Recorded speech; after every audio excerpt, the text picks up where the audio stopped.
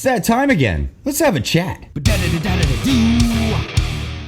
So today we're talking with Steve Robb. Steve Robb is a YouTuber. He has his own channel. What I really want to get into today, Steve Robb, say hello. Hello, how you doing? What I want to get into today is, Steve, why did you start YouTube? I know that you're retired now, and well, just get into it. Why did you get into this whole YouTube mess? Well, I thought it was a great idea to do as a hobby, something to show everybody, you know, the different things that you like to do every day. And I first started off on YouTube introducing other YouTube channels and the channels that I watch and that I like. Right. What really amazes me about your channel, as opposed to a lot of other people that do similar things, is you do one take shots. Like you'll do your entire video in one shot. I mean, I never do that. There's all kinds of jump cuts all over the place. You've got the gift of gab. How do you pull this off? Well, I guess it just comes down to technology. When you really don't know how to edit, you have you have no choice but to do it in one take. And I figured, you know what? If people like what they see, then that's what you go with. Steve, that's awesome. So you started your channel focusing on introducing good YouTube channels to other people. So you've been doing a bit of other stuff lately. What is your channel evolving? Is it turning into something else entirely? Well, actually it is. I'm showing my my northern camp. I have a camp up in northern Ontario. I'm showing that. It's an off-grid solar camp. And I guess you got to show a lot of stuff that goes along with it, whether it's food plot or whether it's, you know, me building a garbage incinerator, or whether it's me working on my trucks or working out in the shop building stuff. And I thought I'd mix all of it in there a bit at a time. And of course, like every other YouTube channel, we're evolving all the time. Yeah, that's true. I mean, I guess that's the whole point of this channel in the first place. Yeah, this YouTube community is a great thing, because like I wouldn't even know you, Steve, if it wasn't for this community. I think I'm not even sure how I heard about you from one of the other channels that I follow. They mentioned you once, and I got hooked. I mean, no, it's really funny because you're from Ontario. If people that have been watching this show know, I actually grew up in Ontario, so it's a bit of a nostalgia. When I hear you talk, it brings me way back. But yeah, Ontario is, well, explain to everybody that's watching what is the difference between the different areas in Canada, like Ontario and where I'm out in the West Coast now. Well, I would say living in Ontario is well, of course, you got the largest population in a province in Ontario, and I would say that it's quite familiar to the rest of Canada, except the scenery is a lot different. There's no way you can compare Ontario to British Columbia, even I would say Alberta. Ontario does not have the scenery that you've got out there, Clyde. I'll tell you that right now. That's true. But there's things in the scenery that I miss. I miss the changing of the leaves. We don't get that out here.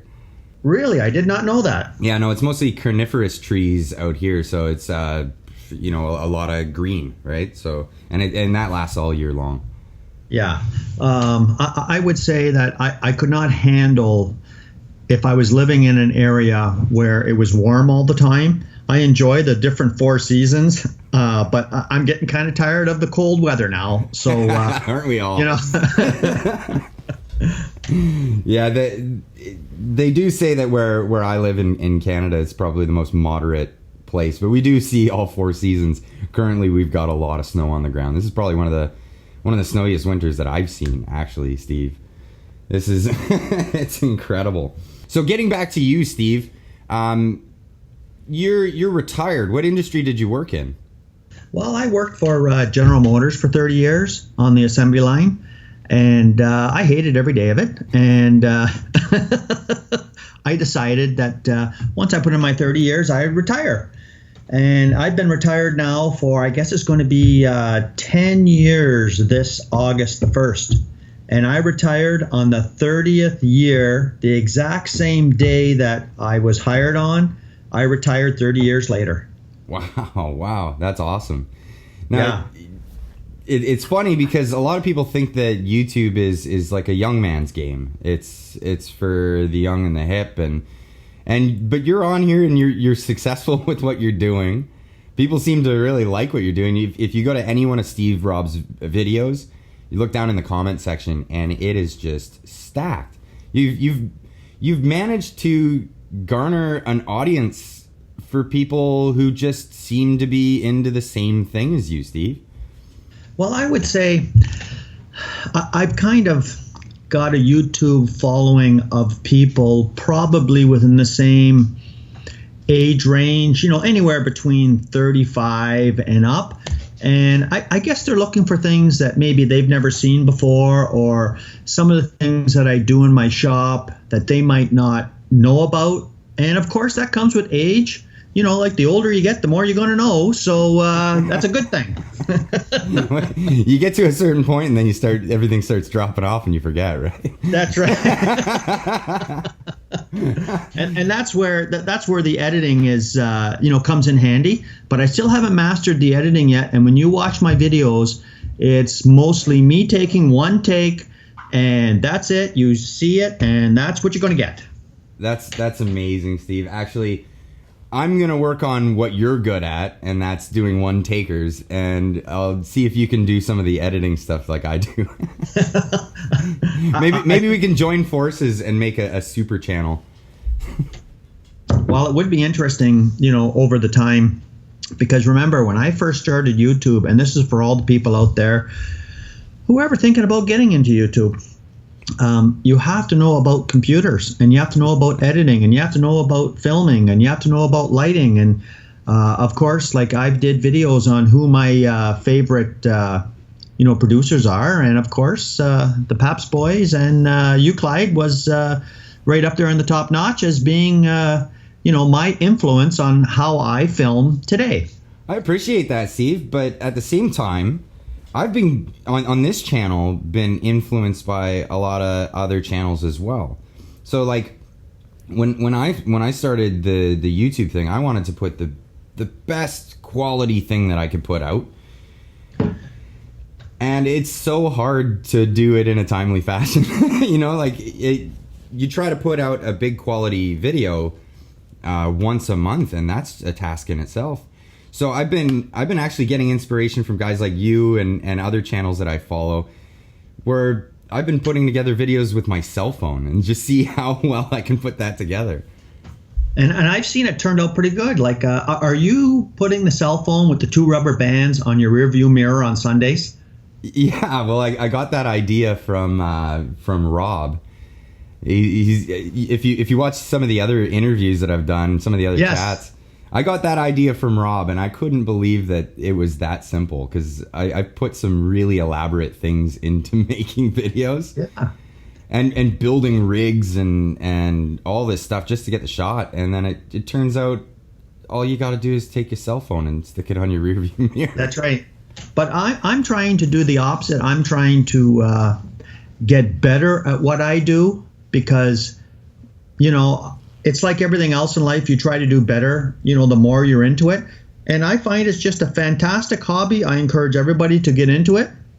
And it's not the type of thing that people should be afraid of. But when I first got into doing YouTube, the most I could do was send an email on a computer. And today, you just have to jump in with both feet and just do your best. And as long as you're honest with your audience, you're going to do well. Well, yeah, if I look back at my first videos on YouTube, they're so cringeworthy. I mean, I can't stomach watching them, because I'm constantly trying to make a better video every time. But my advice as well, like you said, is to just jump in and do it. I mean, what's the harm, right? So anyone out there that's actually looking into doing YouTube videos, this is I think a consensus on YouTube. Just do it.